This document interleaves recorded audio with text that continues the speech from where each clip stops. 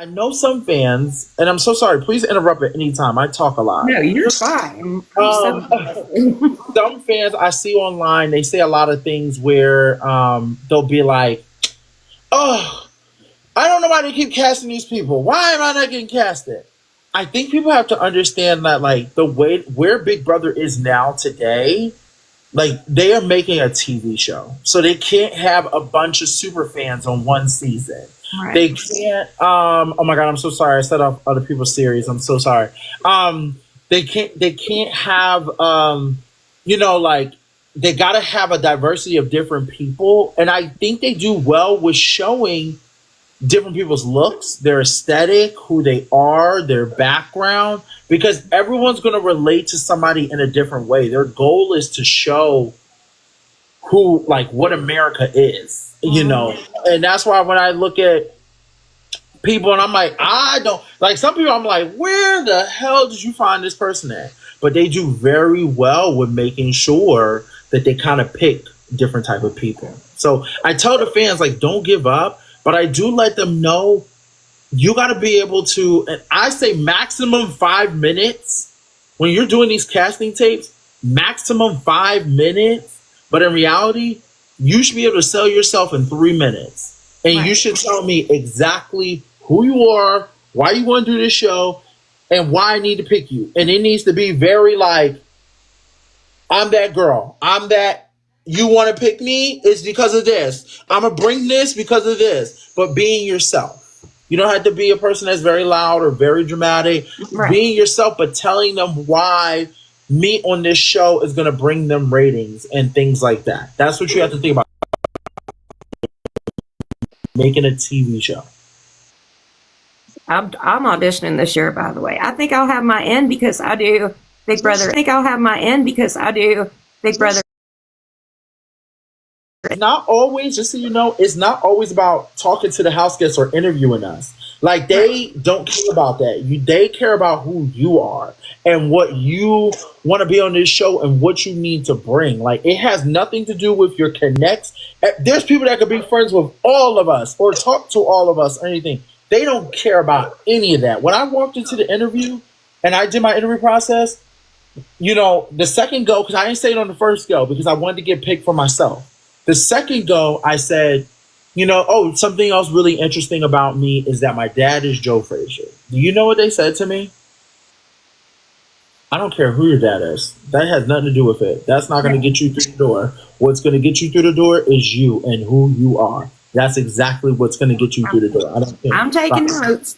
Yes, and everybody else should be taking notes. Like, nothing. They don't care about anything else except for who you are and what you bring to the table. Right. That's it. That's awesome. I have some odd questions too, and I think yes, come on. Okay, when you get picked for the show, they're like, "Hey, it's you. Here's your key." Do you only get that suitcase of clothes?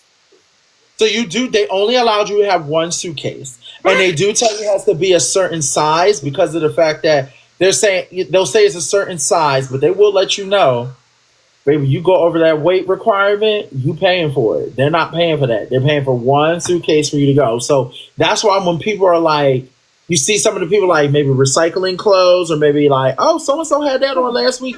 They're swapping clothes and stuff like that. It's because, like, when you go on this show, you don't really know what to pack. That's why when, like, Rachel came back, she probably knew exactly what to pack and what to do. Yeah. Like, you really don't know the first go around. But I try to tell people, like, I was a very type person. Like, I went to Boscov's and I went to Target and I just got different color shirts so I can at least have every different color of a shirt. Right. And I try my best to pack a lot of black, and they kept trying to take it away from me. And I was like, I don't care. Like, that's my color. But you just want to be prepared and being able to recycle things. So it's like, if you got a favorite top, try to match that top with 3 different type of pants. Like, but you get that one suitcase. Because I'm all about, I've already put it, like, when I go, what am I going to pack? And also, when you get to your have-not and on slop and all that, how bad was it? And what was your experience with that? Because I find that. I need to be on it now, to be honest. I need to do a slop diet right now. I'm considering doing it for a week and see how I act when I'm at home.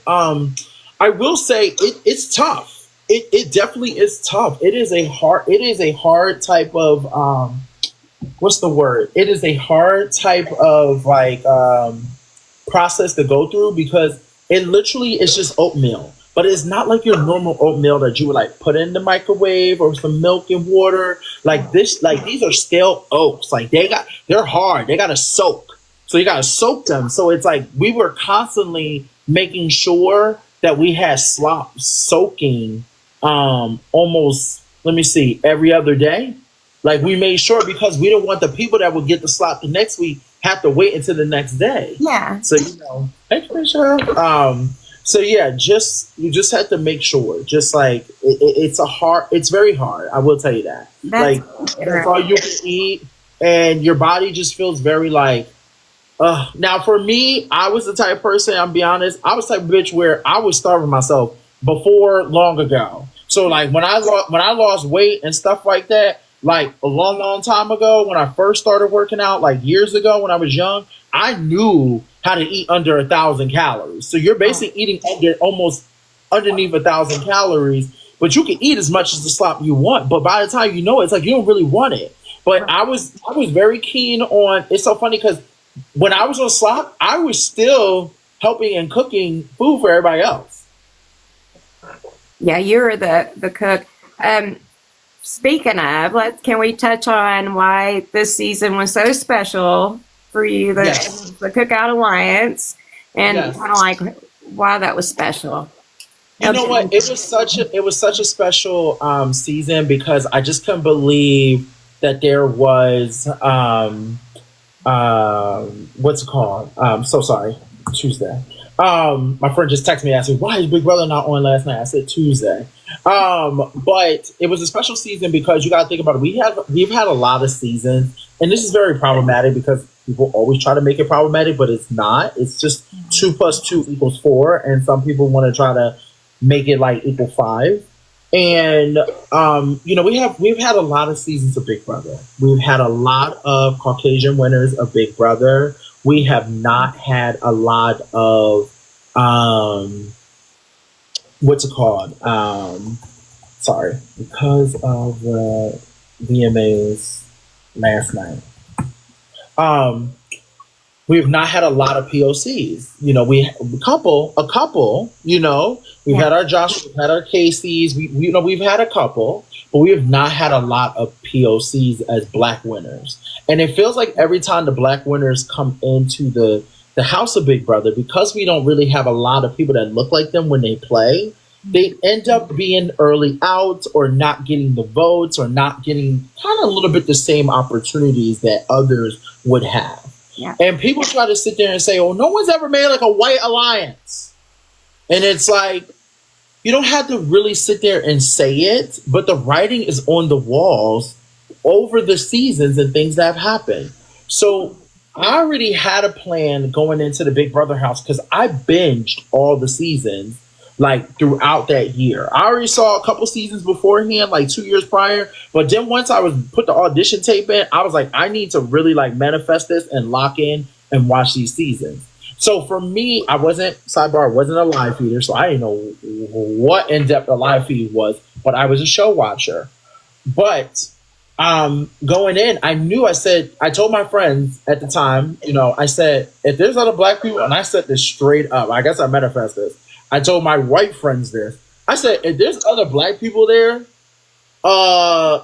I'm working with them, but I know how my Black people are sometimes, and they don't listen sometimes. I love them, but it's going to be hard. And it's funny because the cookout was exactly that. Like, we were fighting and arguing constantly. But I will say it just made it special because we were able to really show what happens if you actually swallow your pride and work together. And we had a goal. And some people will say, well, no one's ever going to do that because that goal is impossible. But I'm like, you really have to swallow your pride and trust each other because any alliance can do it. It doesn't have to just be, an all one race alliance. Any alliance can do it. But we needed to do that to solidify that there would be somebody of a POC, of African-American descent to win Big Brother because it's never happened. And I know people say, well, what about Tamar Braxton? that's celebrity. Like there's only a couple seasons of celebrity. Like not discrediting her, but there's never been one on the regular season of Big Brother. So, and I just want to say hello to everybody in the chat. I'm so sorry. I'm answering the questions, but I want to say hello to everybody in the chat.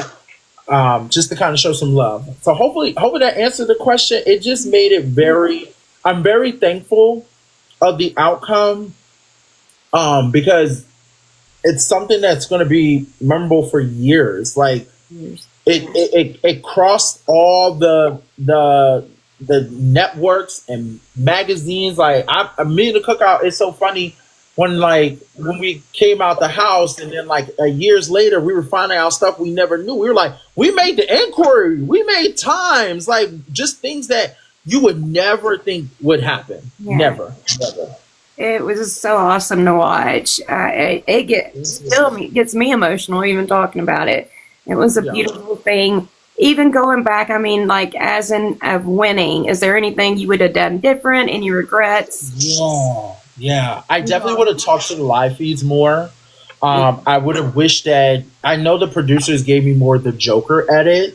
Mm-hmm. I just wish I would have got more of the scheming, like lying and setting myself up within the Cookout, and other things, like having other people like Alyssa taking me off the block, people not voting me out when they should have voted me out, like, you know, just different moves. I wish I would have said more. And then when it came down to my final two speech, I wish I would have went with my original final two speech, which was to say that Xavier's a lawyer and you guys are just going to give money to a lawyer because you guys think I'm a joke, and I'm not a joke, and I've just been lying to your faces, and all the entertaining and cooking and cleaning was a bunch of bullshit to get you to the end. I wish I was more of a savage, but I think I was so gun-ho and so messed up on, I fought my best friend at the end of Azza, and I was beefing with Tiffany a lot throughout the season. So it was just hard, because I think what made it difficult was, I come from a gay community, so we talk a little different. Like, we call everybody's B word: man, woman, cat, dog. So I think, unfortunately, there wasn't a villain of my season. So I was considered like the person that everybody wanted to hate, and that sucked because I feel like I was just not. I didn't get the same respect as everybody else, because if you think about it, like right now, people love people love Will, right? Everybody's loving Will in this season. Yeah. But Will's playing a Big D game. He's playing a social game. He's not winning. He hasn't won anything. Like it's interesting, but if people would take a step back, like I know a lot of people that rewatch my season and now take a step back and they go, wow, I really do like Big D. I get it. But in that moment, I think because people were very gun-ho about certain players, that they couldn't look past that. And I get that. Like, there's players that you love, and as soon as, they go home or somebody's beefing with them, it's like But it was like, because we didn't have a villain in my season, I got a lot of hate. Like, out of the Cookout members, they would tell you Big D got the most hate out of everybody. Because watching it, I didn't hate you. Like, I didn't. It was a live feed. It was a live feed. Yeah, I hate that. That's what you thought. But you look, I think you did great in it. You went so far, and a lot of people can't say that. Your season was so great, so special. That. Just FYI, I was going to tell you, you look amazing. That's why I thought, you ain't on the challenge? No, you know what? I would love to go do it. People are like, Big D, no one's ever called you for anything. And I said, yeah, the challenge called me for 38 for Ride or Dies. But unfortunately, they did not. I didn't have a partner. Like, the partners they wanted me to have were all on the Challenge USA. So like Tiffany and Azza and Alyssa. What about Casey? Oh, I mean, here's the thing. They wanted you to have a relationship, right? So everybody they wanted me to have a relationship with, and their producers and their casting, they wanted me to either be partners with Azza, she's on USA, Tiffany, USA, Alyssa, USA. So I didn't have any partners. I thought it was going to be another free agent season, and then they, at the last minute, the month before, they changed it. And I will say this, I was not ready. I was not ready. I was not working out how like I was. I was smoking and drinking a lot. I was not ready to go. Right. And I also was putting jobs on hold. Like I was like putting jobs on hold. Like I was rushing a passport. I did everything. But I feel like everything happens for a reason. I now am ready, but I think unfortunately my time has passed because now you got all these new kids that are coming out of Big Brother like America and Cedric and Blue, and then they got last season they're probably gonna pick people from 26 and then 27. So it's like I just can't see them digging back and seeing Big D, but the fans I know are very like we need Big D back on TV on something. So I would love to do Traders, or I would love to do the challenge. Either or of those. If they do an All Stars, I think CBS is saving me for an All Stars or a spinoff or something. I'm hoping. Because I am the only cookout member now that has not got a chance to compete again. So that is the hard part for me, and it has took not an effect, but it has made me feel like kind of like I'm cheering my brothers and sisters, but I've been doing it for so long that I'm just like, when's my time? Like when's my opportunity? So yeah, that's been a very interesting toll for me, but I had to take some time to get myself together because going into this season of Big Brother, I was thinking about not doing the podcast. I was so fed up with sitting back and talking about everybody else and talking about everybody else and talking about everybody else. And I'm like, when is my turn? When I go and everybody else talks about me. And I took a step back and I said, I have to think about the fans. I have to think about now someone tell me to stay away from Zeus. I'm getting there. I'm desperate. I have to think about the fans. I had to think about the subscribers. I had to think about the people that actually want, like, who give me their time. I appreciate everyone that gives me a follow. I appreciate everybody that likes and comments, shares, interact. I appreciate every single person. And I had to sit there and say to myself, okay, I'm not going to give up on the podcast. I am going to keep on doing this. And if this is the only thing I have for the rest of my life is this podcasting stuff, I'm making my own. And my sisters, Hannah and Tiffany, were very like, do what you need to do. Make it your thing. And now I'm like, you coming to the Heavy Crown Network, you getting real tea. You're not getting no fake stuff like the rest of the other podcasters. No disrespect to them. You getting real and raw. Sometimes the audio might not work. Sometimes the cuts might not be where they need to be at, but you gonna get real and raw on how I feel about the house guests. But I critique people on their game and who they are on that game. When they come out the house, they are more than welcome to talk to me. They are more than welcome to address anything they want to address. But I do tell the house guests, baby, I'm the Whitney Williams of Big Brother. If you come for me, you better be ready because I come guns blazing. Okay. So, but yeah, I hope that is going to do good.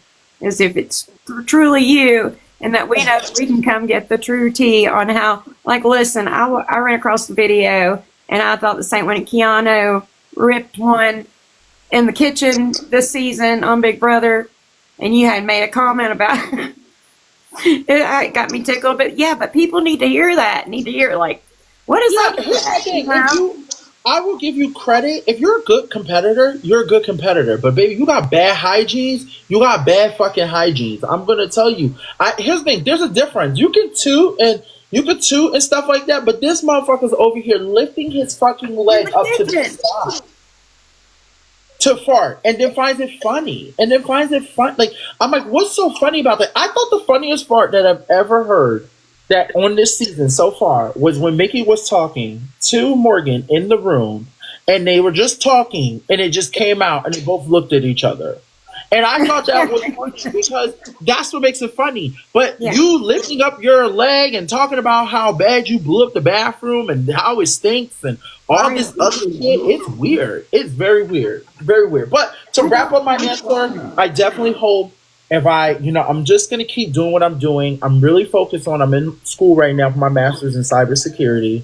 I work as a director. I've worked since 2022, because you know the Big Brother fans always think like with me trying to get on TV, I'm begging for a job, like I don't have money, and I'm like, I work full time. So I work remote, I work full time, and I just been really focused on my weight loss journey. So then, if I do get that opportunity again, that I'm not saying not the same person, but I'm showing you Big D as a single individual competitor, and that's all I really want. Like I just want my own time to have my own I want my own Beyonce moment. Like all the cookouts had theirs. I'm like, I just want my own moment. So Beyonce's internet.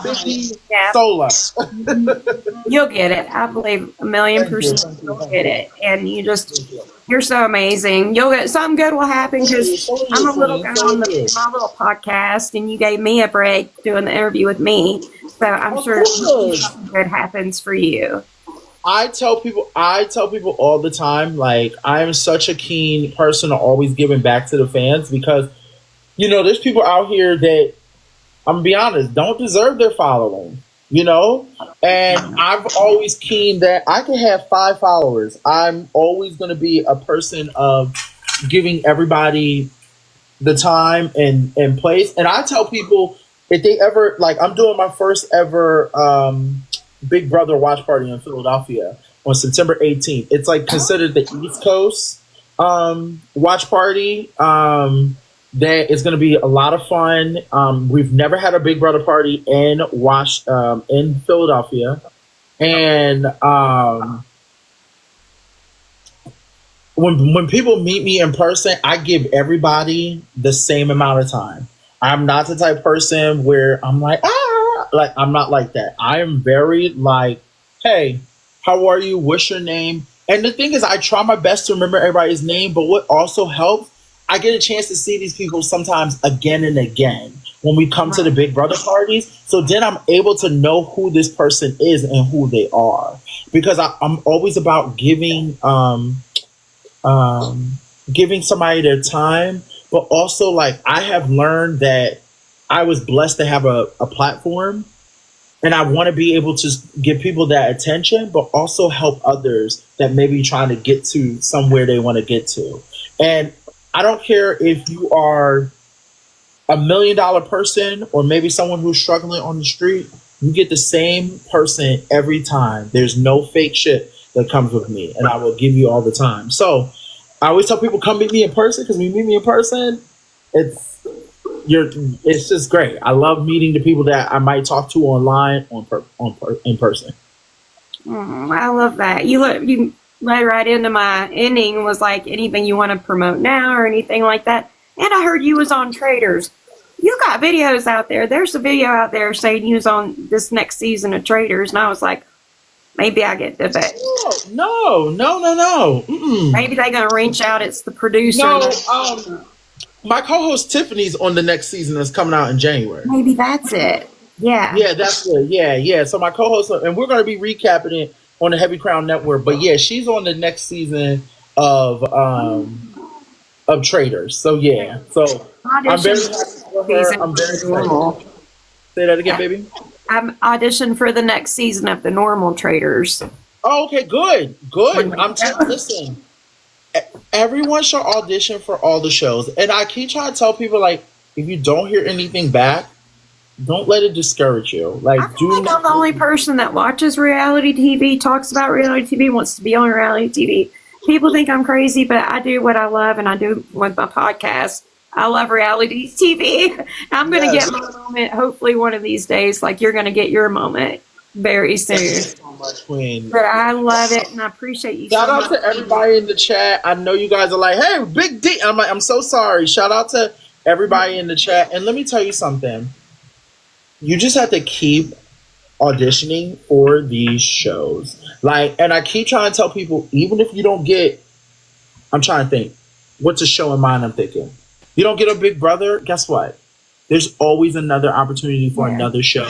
On Hey Betty, there's always another opportunity on another show that you can go, hey Monty, what's up? Yeah. You can. There's always like Netflix. There's always, what else? There's another show. Damn, what am I thinking of? Netflix, Peacock, Amazon, like all these people are coming out with.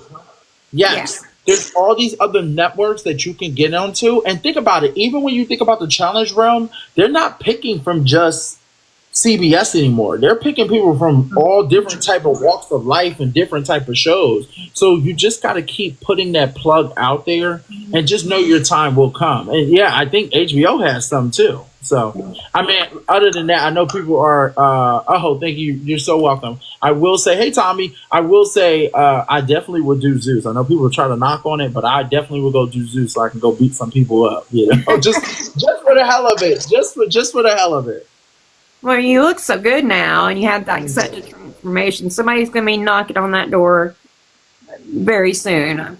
I feel it. But is there anything else that we need to promote, or anything you want to? No. I wanted to answer your questions, and just, you know, I'm glad we, you know, were able to have a conversation and everything, and just the chit chat.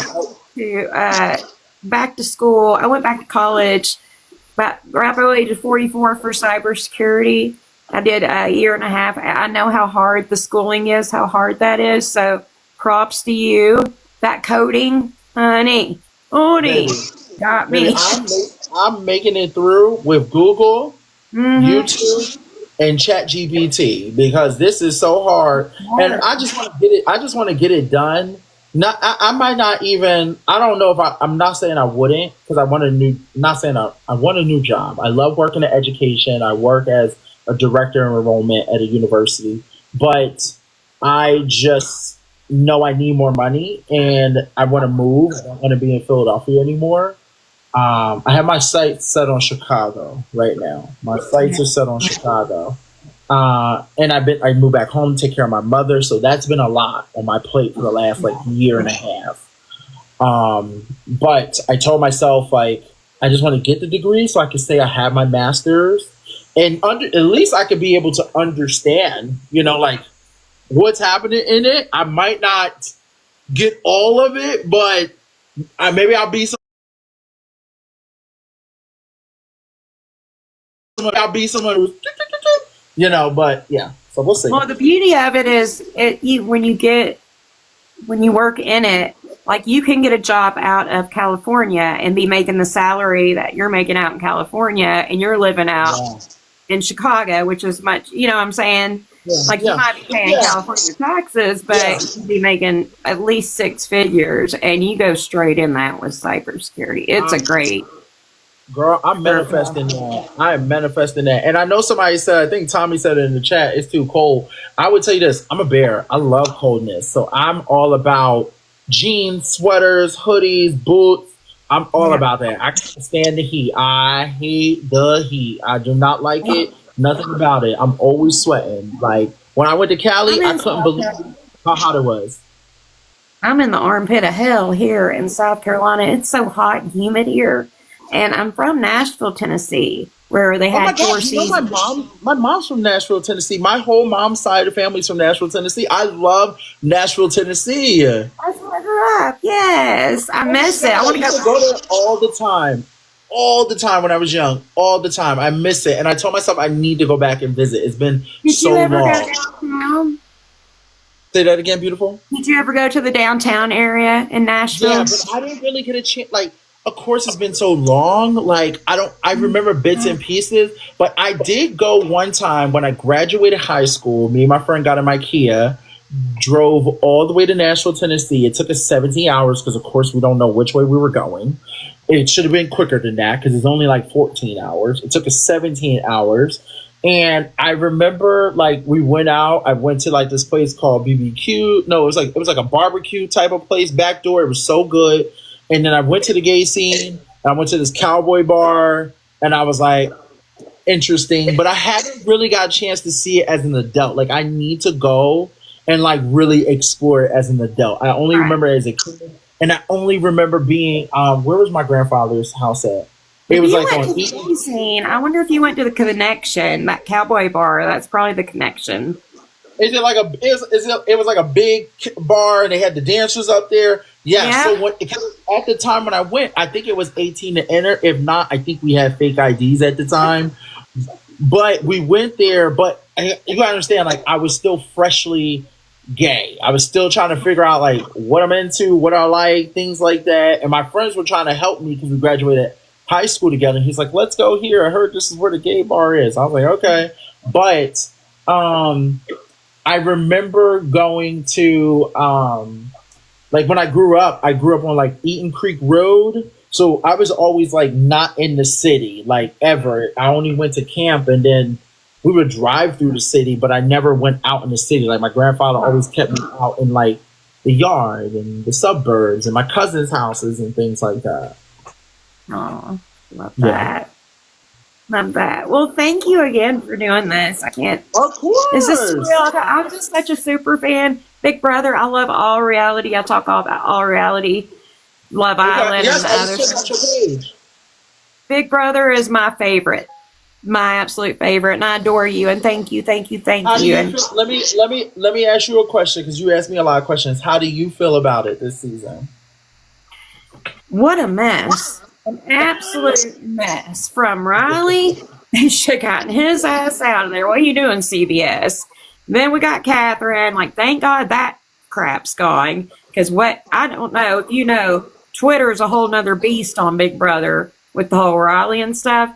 So, and I know, like, I don't know, Rockstar seemed to do the safe answer about Riley and stuff, but I thought that was disgusting.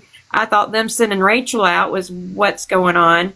But I didn't want Rachel to win. I love Rachel Riley, but she's had her time to win. No, I agree. Here's the thing. I felt like that way in the beginning of the season because I was like, when I found out they were bringing somebody back, I was like, oh my God. Then when I found out they were doing like the BB Unlock, I was like, okay, that's cool. Like, you know, I like Derek and Taylor, like they're friends of mine. But I was just like, what are they doing with this BB Unlock? And then I was just kind of like trying to throw out ideas because once I first watched it, I was like, damn, it just needs a little bit of this. But, you know, I 100% support them. It just needs a little bit more. But when Rachel showed up, I was like, I don't really care for Rachel being here. But now, like throughout the season, I'm like, nah, like she can win to me. Like based on how the house guests are playing, once Jimmy went home for me, I was like, Rachel can win for me. I love Will. I want Will to win. I'm at him. I think Kelly is. Are you watching the live feeds, by the way? I sometimes do, but I actually, because after I've been so busy, after I heard what happened to Rachel, I really was checked out. I ain't even turned it on for a while. I just, because sometimes I got to really be invested. Like, I really need to, like, be invested. And I was like, nah, I'm not invested anymore. I'm now at the turning point where I'm like, let's get them all out. I know. That Kelly girl is mad weird. She's weird and she's so mean. Like, she is so mean. And they edit her, like, to be such a nice, you know what I mean? Like, it's Ava. I love Ava, but she sleeps a lot. She don't seem to be playing the game. And, like, when she was with Rachel, I guess, do you know the spoilers? Why? Yeah, you know. And then that's messy. Vinny and that Morgan is disgusting. You know, Vinny's got a girlfriend. I did hear about that, and I know at some point the girlfriend. I know she's probably said some things, but I'm waiting for her to like, you know, do an interview or. Well, see, that's my podcast because I'm going to give you all the tea. And she's popping off, and she is not happy with Morgan, and Morgan is just so damn thirsty. She was like that with Zach. Now it's Vinny. It's just a pick-me girl. That's what that is. Who do we have left to win? Not a pick-me girl. You know what? I will say this. You know, it's hard when you're in that house because, you know, you only have those four, like you only got those walls. And people don't understand, like when you cut off your people, your family, your people at home, it is very like hard to remember the things that you would know. I think Vinny definitely has a lot to explain, you know, of course, and you know he definitely, you know, can, you know, if it's obviously his girlfriend, you know, he owes her an apology. Now I don't know, they have rules that were going into the house, but maybe he crossed a lot of those rules that we don't know. I don't know until she dropped what the rules were. Okay, get a little nasty though. Get a little bit. I will say that I don't blame They're Morgan. rubbing I on. never. I try. I try my best not to blame not to blame Morgan at all. I try my best not to blame people that are the single people because it's like they're single. Like if I don't know what your rules are, and nowadays like mostly almost everyone is like open and stepping out and all this other shit. So you really don't know. But I do like your take on that. I do like your take. Yeah, I think I don't. I have a different. It's just summer, but you know have cameras around. Why are you doing some of this stuff? You know what I'm saying? And I it's think people like don't know when you're in the Kelly house. didn't know. Kelly, You honest God, forget. at one time didn't realize the cameras was picking her up everywhere. Like Yeah, she is just now realizing the fucked up stuff she says is picking. yeah, She was talking about grinding up ants and putting it in Rachel's food. Like what? yeah. That's Yes, weird. it's That's weird. mad weird. But Yeah. and then I Sorry, think what someone if was she asking went? something. Would being openly gay at POC make things more challenging on the show? Um, you know what? Yeah, I would say it definitely made it more challenging because I feel like people didn't understand, who I was. So like, Heisem and Jimmy are people that I relate to because they remind me of people in my gay scene, like how we are. And the gays don't fall along with the women and the gays don't fall along with the men. Like we kind of have our own type of lane. And unfortunately, I think of things that I would say on the regular, like how I would with my friends and at home. I did the same thing in the Big Brother house. Like I was being myself and it came off like mean or nasty or like how do you call the women bitches? And I'm like, you call everybody a bitch. Like that's how we talk. Angry, sad, happy, Yeah. everything is our lingo. So I think it was definitely hard because coming out the house, what made me really upset was that I did not have the back of like my gay community, and that was really upsetting for me. That really put me in like a damn guys, like you guys supposed to have my back knowing how we are, but it didn't come off that way. So that's the only thing. I just wanted to answer that one I question. didn't have that take at all. That's kind of like, but everybody has their own views and on. But I never thought you got the villain at it. I never thought of that at all. I don't Actually, think I don't think I got the villain. I don't think I got the villain, but I think unfortunately because I called Tiffany a bitch, I would be like, oh, I ain't got time for that bitch. I ain't got time for this bitch. I ain't got time. I'd be like, oh, I got into a fight with Alza. It's just like there was a lot, but all of that. It got bigger because of the fact that people are like you're a black man calling a black woman a bitch, and it just got escalated to a whole nother level where I was like, I called Xavier bitch. I never took it that way. I called Whitney, Sarah Beth, everybody was a bitch. Brittany, bitch, everybody was. But unfortunately, if you were someone who watched, not unfortunately, if you watched the live feeds, like people did not like me on the live feeds, but people loved me on the show.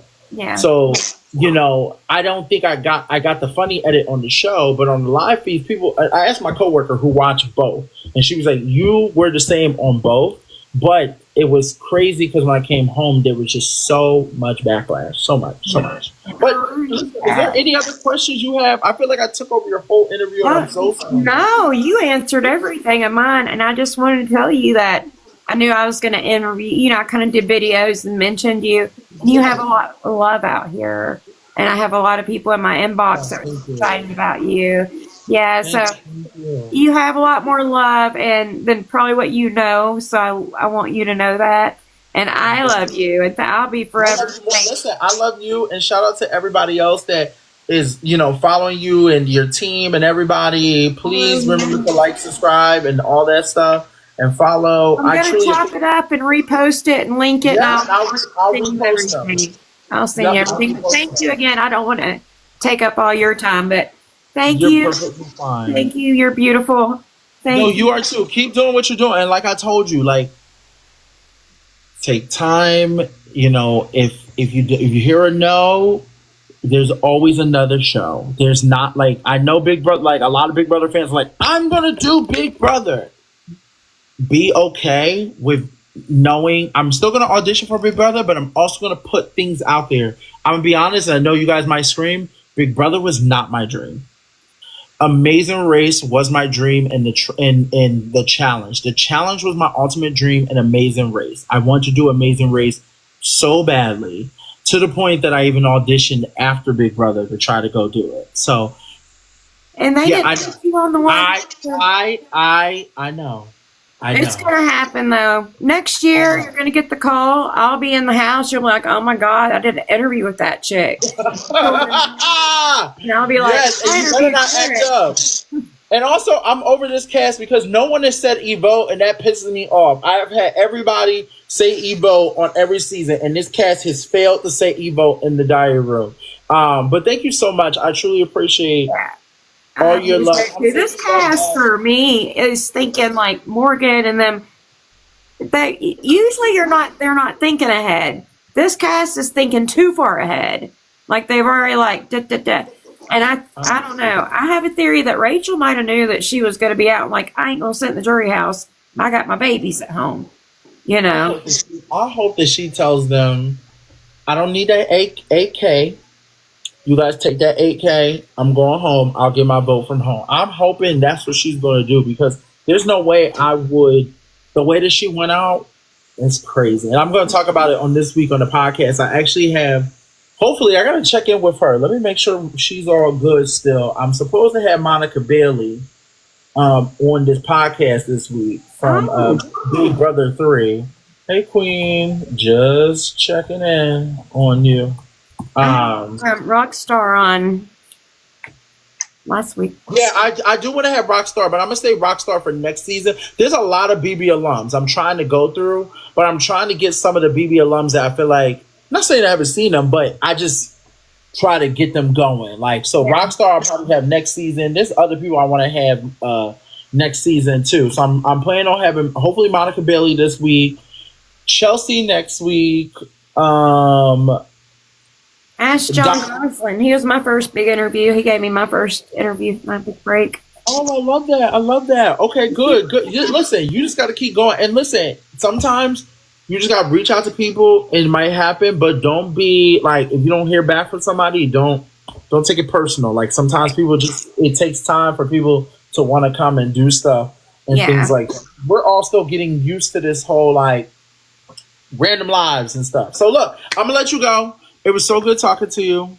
Thank you. I see your big hug, a kiss, everything. Shout out to everybody in the chat. When I edit it out, I'll send it to you. Okay. All right. I'll see you later. Bye, guys.